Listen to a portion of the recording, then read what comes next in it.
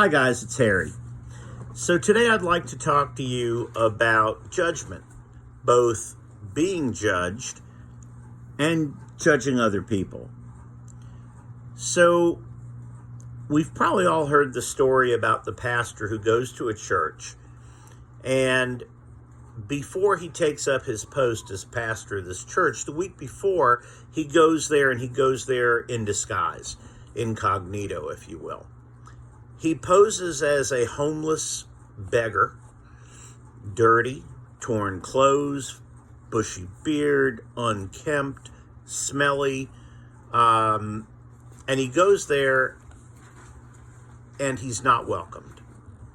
Nobody speaks with him. He's ignored. He's made to feel like he's unwelcome. At the end of the service, he goes to their social hall where they have their little afternoon get-together and meal.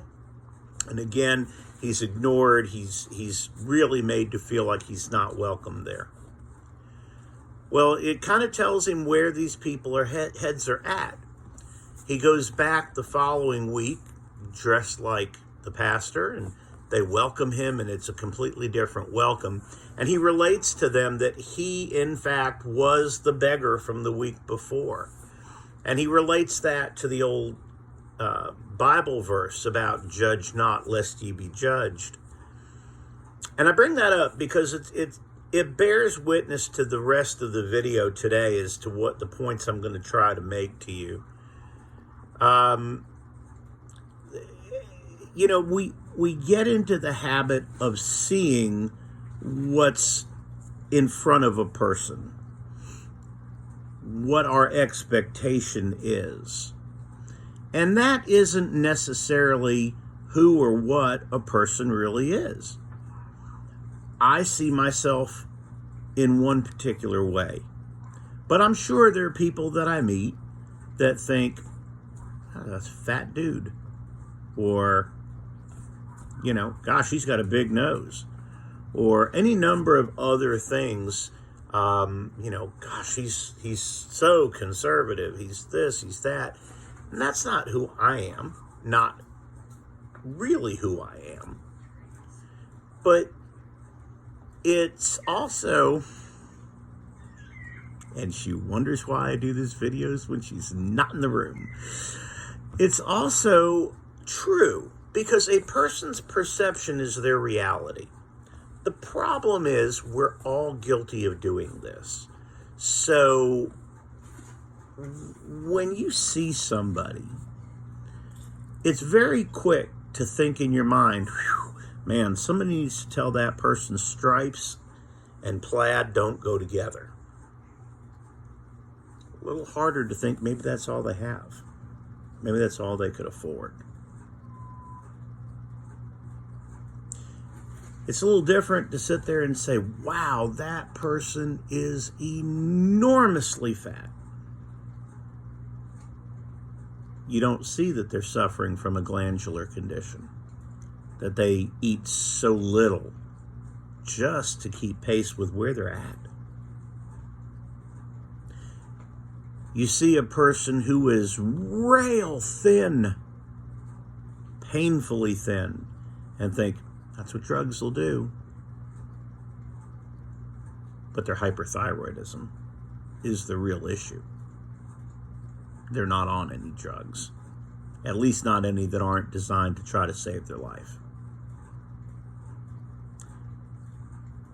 We look at a person on the outside and we see with our eyes, but we don't feel and see with our hearts.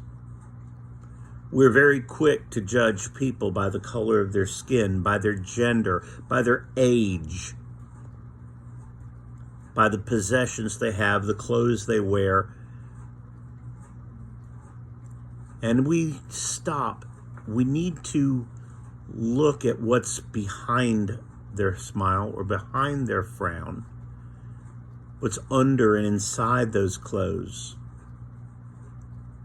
Martin Luther King famously said that he dreamt of a time when a person would be judged by the content of their character and not the color of their skin.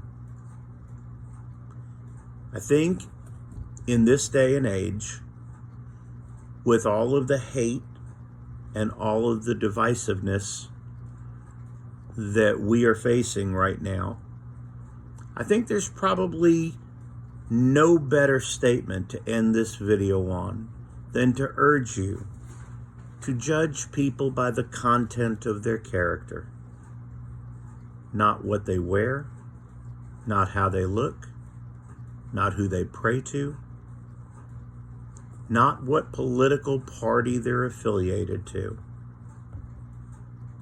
by the content of their character. Because just like we were always taught, judge not, lest ye be judged. Till I talk to you again next time, keep a smile on your face. Please keep love in your heart.